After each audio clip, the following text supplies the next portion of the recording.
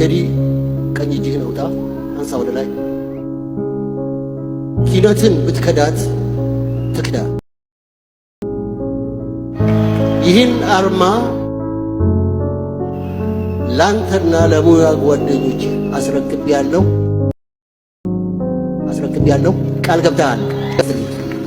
ቃል ገብቻለሁ። አመሰግናለሁ። ሰላም፣ እንዴት አላችሁ የድርሻ ቲዩብ ተከታታዮች? ይሄ ድርሻ ቲዩብ ነው። እኔ ደግሞ ድርሻ ነኝ።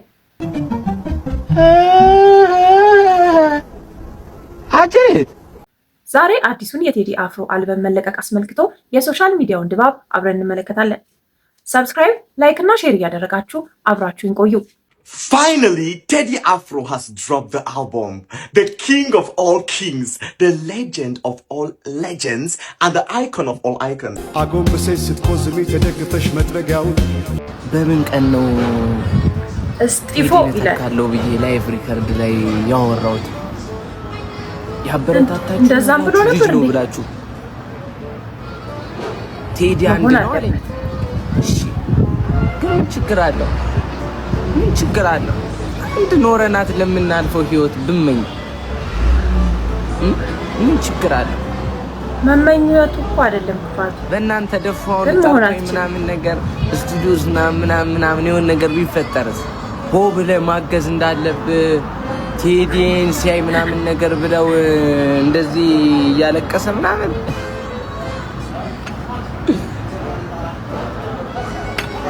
እና በቃ ከሁለት ከሶስት ወር በኋላ ያበደ ኦሮምኛ ድብልቅ ነው ማረቅ።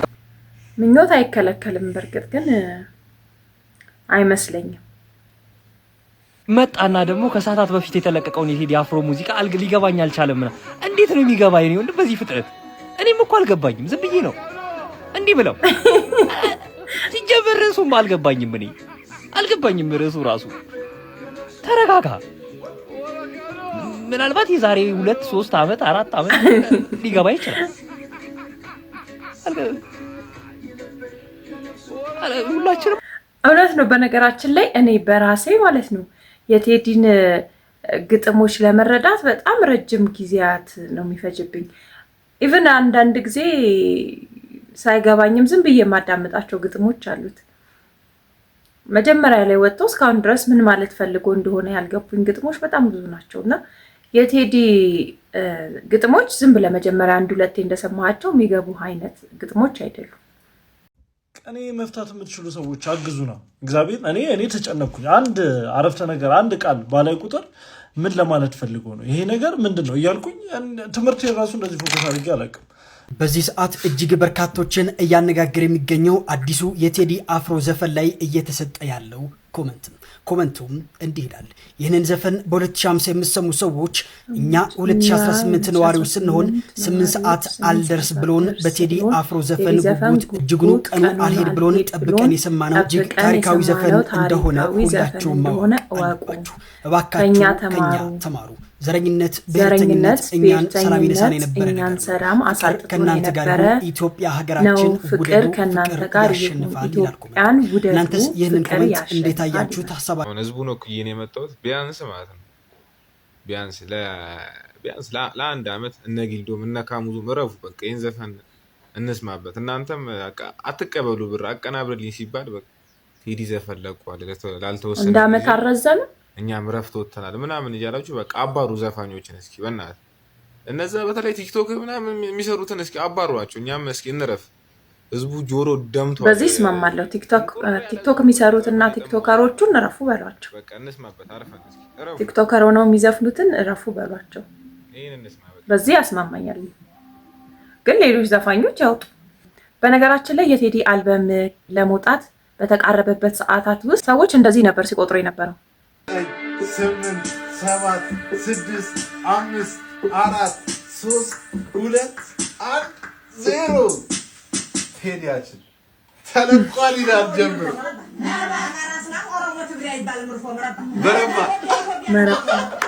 የንጉሱ አልበም ተለቀቀ። አርቲስት መኮንን ላከንም ፊውቸሪንግ አስገብቶታል። ስማ ራስ የሚለው ትራክ ላይ መኮንን ላከ ፊውቸሪንግ ገብቶለታል። አረ ያዝ ያዝ ያዝ አትቀደምምና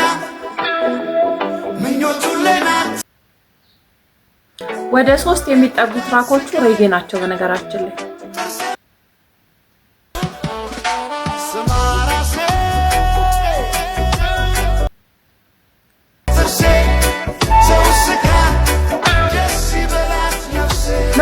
ጋር ነው ያለው ሲል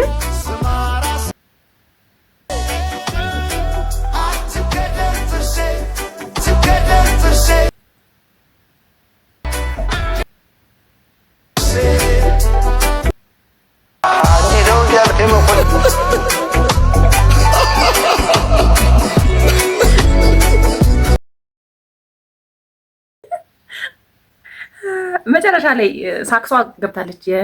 የመኮንን ሳክስ ታውቋታላችሁ አይደል? የሞኬ ሳክስ ገብታለች። አንክል ገዝሽ ሄሎ፣ ሰላም ነው እንዴ? አረ ምና ክትፎ አረ እባክህ፣ እኔ ቴዲ አፍሮ ነው ዘፈን ነው የማዳምጠው። አረ ክትፎ እኮ ነው ከፈለክ ፍየል ምና። አረ እኔ ምንም አልፈልግም፣ በቃ አልበላም ማለት የቴዲዬንም የቴዲን አፍሮን ዘፈን ነው የማዳምጠው እንዴ።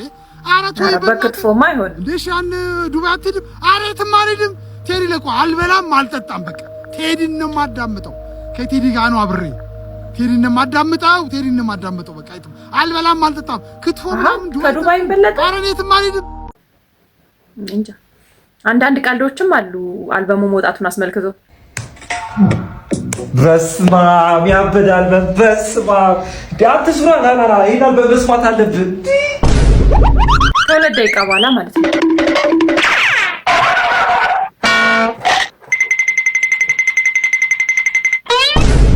ጀስት ጆኪንግ ይላል አንዱ እኔ ራሴ ነኝ። እሺ ይሄ ኦን ፈርስት ሊስን ሪቪው ነው። ቴዲ አፍሮን ያው አልበሙ ሁላችንም ሰምተነዋል ብዬ እንግዲህ አስባለሁኝ።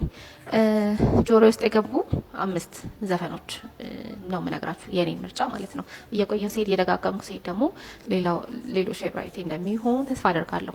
ለመጀመሪያ ግን የወደድኳቸውን ከ5 ወደ ታች ልንገራችሁ። 5ኛ ስማ ኖ ሺ ቢባል ነው። ይሄ ወደ 90ዎቹ የሚለው ማለት ነው፣ ባክ ቱ 90s።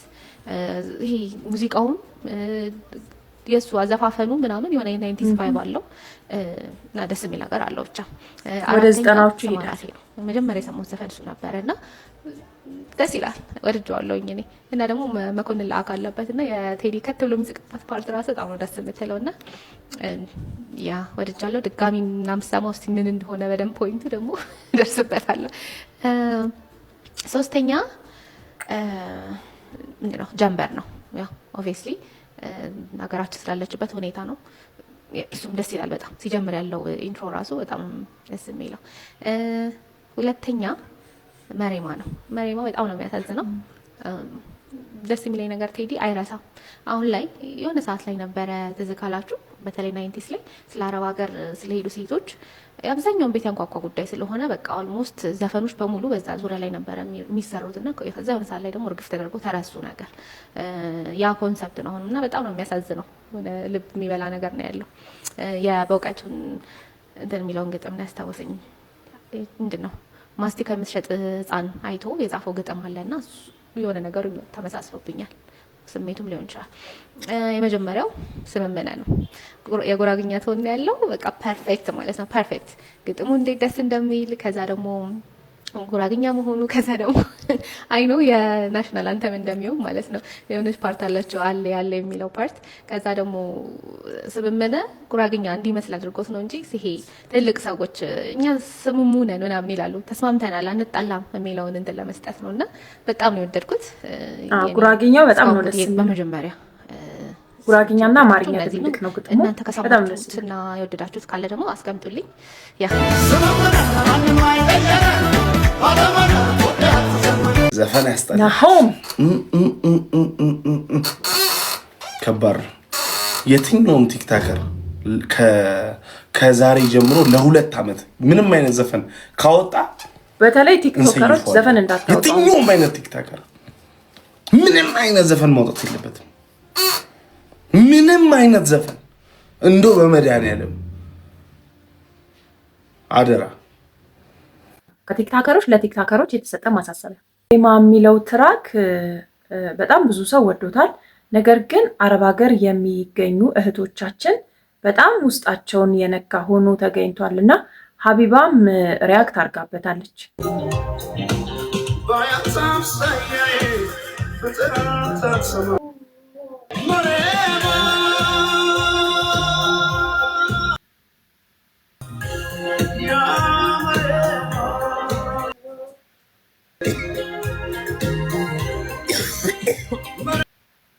እኔ ግጥምና ዜማ ቴዎድሮስ ካሳሁን ራሱ ነው ደግሞ ግጥሙን የጻፈው። ማንት ሁሉም አረብ ሀገር ላይ ላለ ለሴት ብቻ አይደለም ደግሞ ወንድም እህቴ ብሏል ለሁሉም ስደተኛ። አሳዘንሽኝ እኔማ ስንት አለ ሆድሽ መሬማ፣ አሳዘንሽኝ እኔማ ስንት አለ ሆድሽ መሬማ። እንግዲህ የቴዲ አልበም ከተለቀቀ 24 ሰዓት እንኳን ሳይሞላው ሁሉም ዘፈኖች ከ10 ሚሊዮን በላይ እይታ አግኝተዋል። እንደውም አንዱ ዳስጣል የሚለው 24 ሰዓት ሳይሞላ እንዳልኳችሁ ወደ 3.5 ሚሊዮን አካባቢ ደርሷል። አሁን ይህን ቪዲዮ በቀረጽኩበት ሰዓት እንደዛ ነው ያለው። እንግዲህ ሪከርድ እንደሚሆን ተስፋ እናደርጋለን።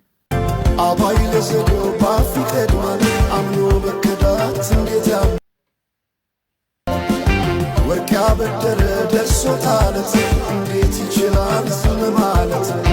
በነገራችን ላይ የቴዲ አልበም ከመለቀቁ የሙዚቃ ሰንጠረዡን በዓለም አቀፍ ደረጃ በጣም ተቆጣጥሮት ነው የሄደ ያለው። ሰበር ዜና! በኢትዮጵያ የሙዚቃ ታሪክና የዩቲዩብ ታሪክ ብቻ ሳይሆን በዓለም አቀፍ ደረጃ ሪከርዶችን እየሰባበረ እየተመለከት ነው እንገኛለን። በዛሬው ዕለት ከ8 ዓመት በኋላ የተለቀቀው የቴዲ አፍሮ አዲሱ ኢትዮሪካ የተሰኘው አልበም እንግዲህ በኢትዮጵያ ብቻ ሳይሆን እንደ አሜሪካ፣ እንደ ዩናይትድ ኪንግደም እንዲሁም ደግሞ እንደ ዩናይትድ አረብ ኤምሬት ያሉ ሀገሮች ላይ በከፍተኛ ሁኔታ መነጋገሪያ ሆኗል። እንዲሁም ደግሞ ከፍተኛ እይታ ካላቸው ሙዚቃዎች ተርታ በግንባር ቀደምነት እየተመለከት ነው እንገኛለን። በ24 ሰዓታት ውስጥ ከፍተኛ እይታ ያገኙ ሙዚቃዎች ተርታ ላይም እንግዲህ ቴዲ አፍሮ ገና ከተለቀቀ 6 ሰዓት እንኳን ሳይሞላ በጥቂት ሰዓታት ውስጥ በእነዚህ የከፍተኛ እይታ ካገኙ ሙዚቃዎች ተርታ እንግዲህ መሰለፍ ችሏል። በተለይም ደግሞ እንደ ዩናይትድ አረብ ኤምሬት እና እንደ ዩናይትድ ኪንግደም ያሉ ሀገሮች ላይ በከፍተኛ ሁኔታ ተመልካች እንዳገኘ ነው እየተመለከትን የምንገኘው። እና ለዛሬ የቴዲ አፍሮ አልበም መለቀቅን አስመልክቶ የሶሻል ሚዲያውን ድባብ ያስቃኘሁበት ፕሮግራም ይሄንን ይመስል ነበረ። ቻው ቻው።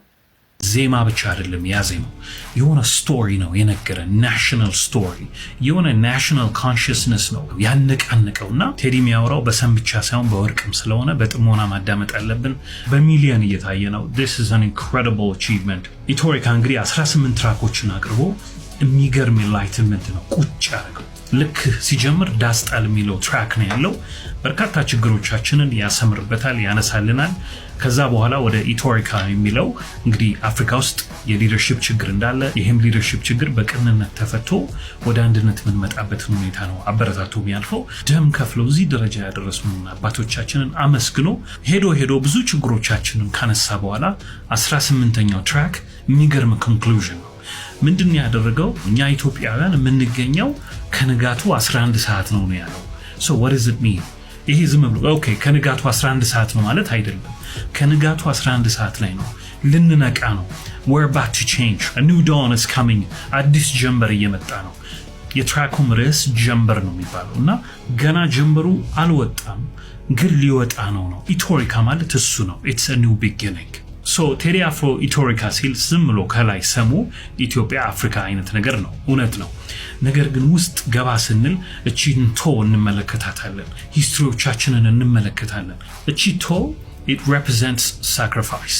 ችግሮቻችን አብቅተው ወደሚቀጥለው ቻፕተር ልንገባ 11 ሰዓት ላይ ነው ያለ ነው ብለዋል ቴዲ አፍሮ። በጣም ፋሲኔት ያደረገኝ ደግሞ ምንድነው እንደውም ጩጭ ሆነን ዳቦ ብስኩት ምናምን እየበላን ትምህርት ቤት ልንሄድ አካባቢ እምንሰማት ያቺ ዜማ አለች። እሷን ሁሉ አሰምቶናል። እና ቴዲ ይህንን ዜማ ሲሰራ ዝም ብሎ ይሄ ታሪክ ብቻ ለመንገር አይደለም። ኢሞሽናሊ ከኛ ጋር አታችመንት ያላቸውን ነገሮች በሙሉ ፈልፍሎ አውጥቶ አሁን ያወራቸውን ኮንሰፕቶች በደንብ ማላመጥ እንድንችል ነው ያደረገው። ኢትዮጵያ የዓለም ሀገር ሆና የዓለም ብርሃን ሆና እንግዲህ in the spiritual world ያላችሁ ብዙ ታውቃላችሁ። ኢትዮጵያ የዓለም ብርሃን ናት ሲባልና በብዙ ችግሮች ወደ ኋላ ቀርታለች። ነገር ግን a new dawn is coming ያለ ነው ቴዲ አፍሮ። አልበሙን የለቀቀው 888 ነው። ትልቅ ትርጉም አለው spiritually ማለት ነው። ዳይሴክት ብናደርጋቸው ብዙ ርቀት ልንሄድ የምንችለው ማለት ነው። ቴዲ እንዳልኳችሁ በሰም ብቻ አይደለም የሚያወራው፣ በወርቅም ስለሚያወራ ውስጡ በጣም ብዙ ነገሮች አሉ። እስቲ እንፈልፍለው አይሻልም? እንግዲህ ቴዲ ካዜማቸው በርካታ ትራኮች የተመቻችሁን ስንኝ ታች ቁጭ አርጉትና እስቲ እንወያይበት። ኢትዮሪካ is a great album filled with a lot of emotions, nostalgia, history, spiritual dimension, pretty much every positive thing you can think of። ይገባኛል በሙሉ በጣም የሚገርም ነው፣ ግን በጣም ኢምፓክት ያደርጋችሁን ስንኝ ታች ቁጭ አርጉት። see you down there። ታች እንገናኝ።